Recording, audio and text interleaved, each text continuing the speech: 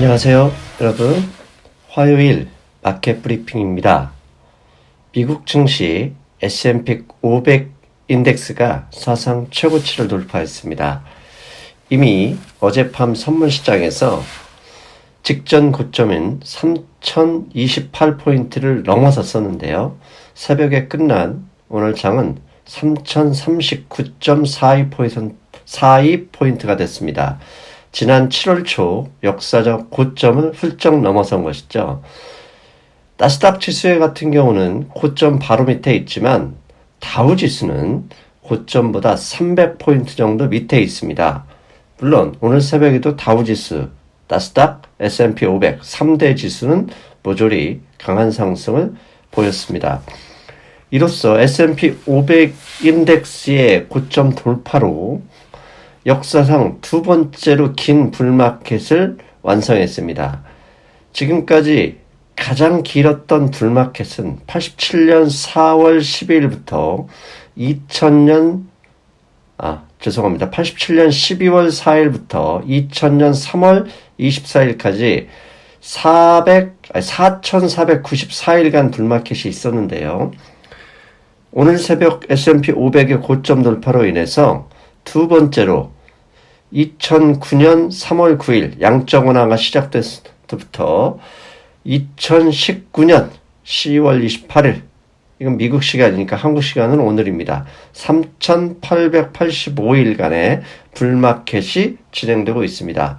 조만간 저 기록을 깰 것인지 아니면 어느 정도 가다가 멈출 것인지 우리 지켜봐야 되겠죠? 자, 오늘 S&P 500 고점 돌파를 이끌었던 재료 몇 가지가 있습니다. 가장 첫 번째는 일요일 금융시장 브리핑에서도 말씀드렸죠.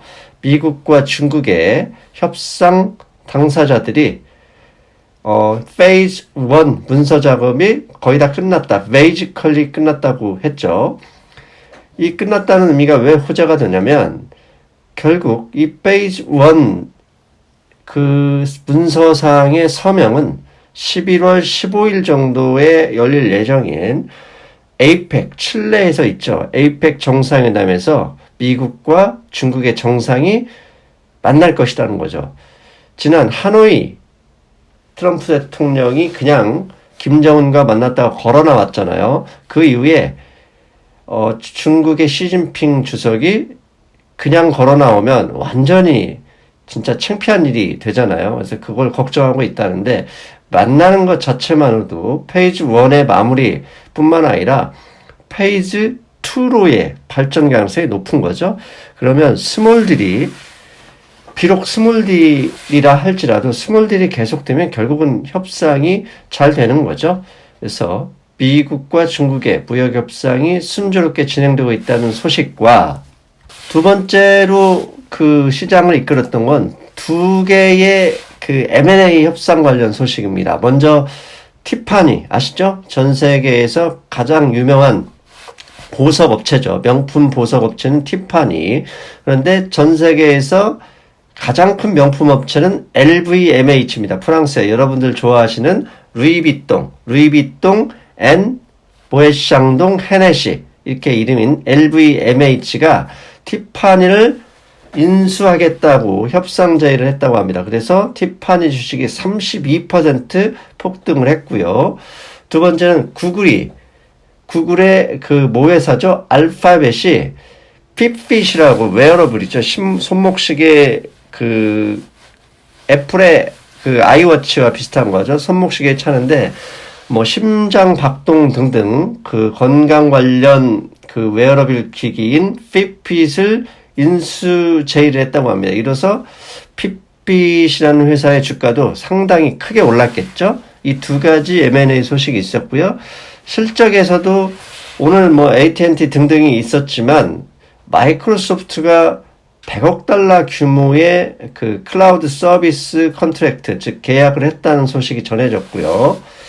그 다음에 스포티파이라는 게 그 미국의 음악 스트리밍 업체인데요. 그 어닝이 상당히 좋게 나와서 18% 이상 상승했습니다. 이렇게 주요 어닝 기업들도 실적이 좋게 발표됐고 거기에 기름을 부었던 것은 LVMH의 티파니 인수 협상, 그 다음에 구글의 핏핏 인수, 이런 M&A 소식이 전해졌기 때문입니다. 자, 그리고 우리 코스피 시장에 관심 있는 분들 반도체 지수 궁금하시죠? 항상 자주 말씀드리는 반도체 ETF SMH, 오른쪽 보시면 아시겠지만 고점 돌파하고 순조로운 상승 지속하고 있습니다. 아직도 기술적 지표로 보면 과매수라고 말씀드리기 어려울 정도로 진행되고 있는데요. 오늘 새벽에도 1.52% 지나서요. 일단 계속적으로 고점을 연일 돌파하고 있습니다. 당연히 최근에 양적 완화라 부를 수 없는 양적 완화, 그 다음에 미국 증시의 연일 상승, 그러면 이머징 마켓 증시에도 호재가 되겠죠? 이머징 마켓 ETF EEM 보면 200일선을 훌쩍 넘었고요. 오늘도 상승을 보여주고 있습니다.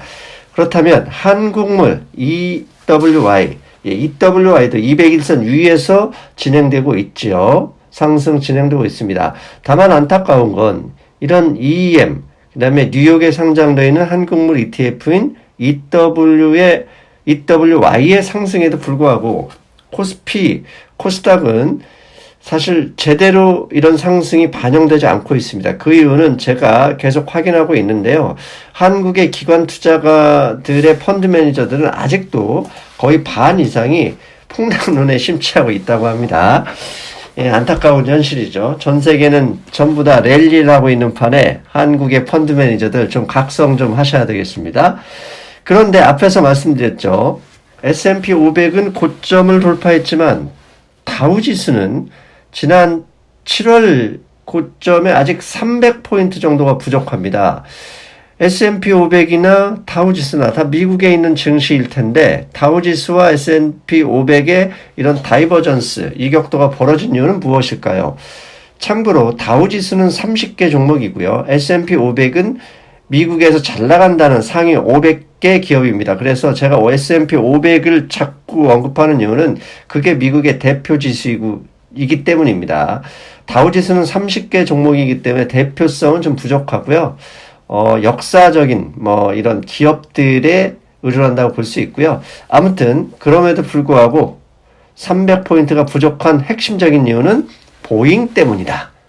보잉 737 맥스의 추락, 그 다음에 그 조종사들의 양심 선언이 있었죠. 이미 보잉의 그런 부실, 그런 결함을 알고 있었지만 경영진이 무시했었다. 이런 기사가 크게 어필됐었죠. 그래서 보잉 주가가 지난 3월에 440달러에서 현재도 340달러, 100달러 밑에 있습니다. 즉 S&P 500이나 다우지수 상승과는 보잉이 완전히 지금 동떨어져서 혼자서 헤매고 있고, 저렇게 떨어지는 주가 때문에 다우지수가 S&P 500의 이격도에서 벌어져 있다. 이런 소식입니다. 자, 어제 금융시장에서 또 주목할 게 있었습니다. 미국의 10년 만기 국채 금리가요, 어제 많이 올라서요, 1.845%가 됐습니다. 지난 달이죠. 9월 달에도 금리를 인하했고요. 그 다음에 현재도 금리 인하 가능성이 어느 정도 있는 상황에서 미국 국채 금리가 오늘 새벽에도 올랐어요. 그래서 조만간 2% 가까이 올라갈 가능성이 있는데, 한국의 10년 만기 국채 금리도요, 어제 많이 올랐습니다. 무려 6% 올라서 거의 2% 가까이 오고 있는데요. 자, 그렇다면 금리 인하에도 불구하고 한국이나 미국이나 10년 만기 국채금리 상승하는 이유가 무엇인지 이게 궁금합니다. 첫 번째는 저는 이미 여러 번 말씀드렸잖아요. 채권금리 하락은 금리도 있었지만 안전자산에 대한 선호도가 강력했고, 너무 강력했기 때문에 저는 한 달, 두 달 전부터 물극필반이란 그런 용어를 써가면서 이제는 지수 상승이 나올 때가 됐다, 이런 말씀 드렸잖아요. 그런 것처럼 이 금리가 상승하는 이유는 주식시장이 고점이기 때문에 이 채권에 들어갔던 안전자산에 선호했던 돈들이 빠져나오는 과정에 있기 때문이다, 이렇게 말씀드릴 수 있고요. 그러면 언제까지 빠져나올 것이냐? 소규모 물극풀만이 있어야죠. 채권 안 돼, 이러고 달려나오는 시점이 언제라고 보느냐? 저는 10년 만기 국채금리 2%까지다. 이 정도 예상한다. 왜? 현재 금리 수준을 볼 때 그렇다. 이거 여러 번 말씀드렸던 걸 기억하시죠? 현재 미국이 10년 만기 국채가 1.845%라면 조만간 2% 가까이 가면 주식시장 조정도 예상해 봐야 된다. 그렇게 말씀드리고 싶어서 이 말씀 드리고요. 원달러 환율, 예. 불과 몇 달 전만 해도 증시를 안 좋게 보고 한국 경제를 어떻게든 욕하고 싶었던 분들이 얘기하는 베네수엘라, 제2의 IMF, 예. 말도 안 되는 가짜뉴스다. 지속적으로 말씀드렸죠. 오늘 새벽 역외 시장에서는 1168원으로 마쳤습니다. 저는 계속 말씀드리죠. 1150원을 기다린다. 1차 하락 지지선 1150원 가까이는 충분히 내려올 가능성이 높다. 1150원에서는 달러를 제가 옛날에 팔았던 거 좀 분할 매수 해볼까 고민하고 있습니다.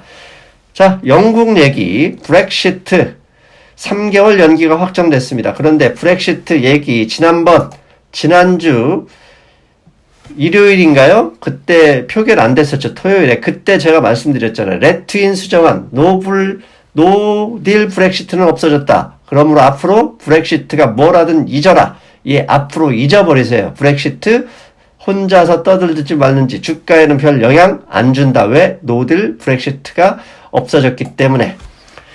자, 마지막으로 이 말씀 꼭 드리고 끝내겠습니다.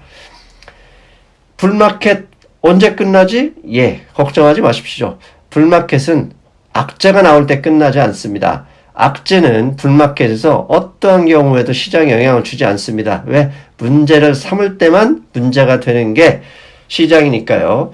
아무런 악재가 보이지 않을 때 조정이 시작됩니다. 즉, 아무런 악재가 보이지 않을 때는 언제죠? 예, 대형 호재가 나타날 때입니다. 대형 호재가 나타나서 주식시장 더 간다 할 때 그때부터 하락 조정이 나올 것이다. 오늘 새벽에 대형 호재는 아무것도 없었죠. 예, 아직 좀 더 고점을 넘어갈 가능성이 높다. 이렇게 말씀드릴 수 있을 것 같습니다. 여러분, 그동안 지난 2년간 수많은 비관론자 그런 분들에 의해서 두려움, 공포에 떨어주셨는데요. 제 방송을 믿고 반도체 그동안 미국 배당주 주식 투자하면서 수익을 내셨던 분들 저 때문이 아닙니다. 여러분의 선택 때문입니다. 여러분이 그렇게 믿고 그 방향으로 직접 투자를 하시는 용기를 내셨기 때문인데요. 앞으로도 제대로 객관적인 위치에서 시장의 흐름을 볼 수 있도록 여러분을 리딩하는 영광을 얻을 수 있도록 더욱더 노력하겠습니다. 아울러 어젯밤 구독자가 7만을 넘었습니다. 여러분 한 분 한 분 격려해 주시고 축하해 주시고 그 다음에 무엇보다 많은 분들에게 추천해 주시고 끝까지 시청해 주시는 여러분들 덕입니다. 더욱더 노력해서 그런 여러분의 성원에 보답하는 상승미소가 되겠습니다. 오늘은 여기까지입니다. 여러분 수요일날 뵙겠습니다. 안녕.